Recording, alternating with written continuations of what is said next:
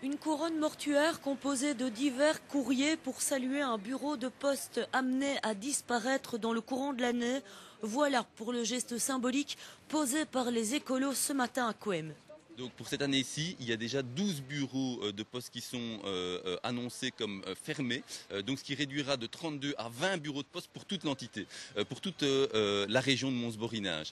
Et donc qu'est-ce que ça va donner comme chiffre? Ça va donner des chiffres de 12 000 personnes, de plus de 12 000 personnes par bureau de poste. À chaque fermeture de bureau, la Poste avance l'arrivée équivalente de points Poste dans les commerces des environs.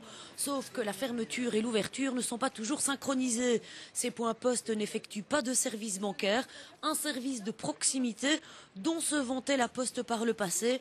Aujourd'hui, elle laisse le bec dans l'eau, ses clients éloignés d'un bureau. Où est-ce que vous allez aller alors? Je ne sais pas, justement, moi j'habite ici à la place. Je pourrais aller à Gemap le plus près. Hein?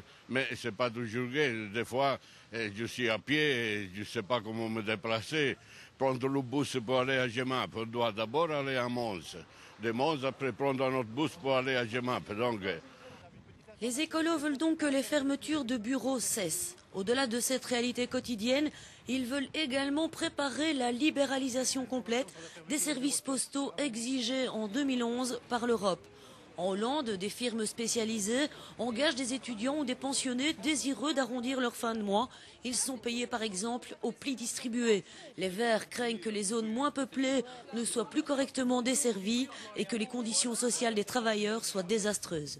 Ce qu'on demande précisément, c'est d'abord l'instauration d'une commission paritaire de distribution postale, c'est-à-dire qui va décider, qui va instaurer des règles claires et exigeantes pour, d'une part, les conditions sociales et salariales de ces personnes qui vont travailler pour les services postaux privés et aussi que la couverture géographique soit respectée, c'est-à-dire que tout le monde puisse toujours bénéficier de son courrier, mais aussi qu'on puisse bénéficier de son courrier tous les jours.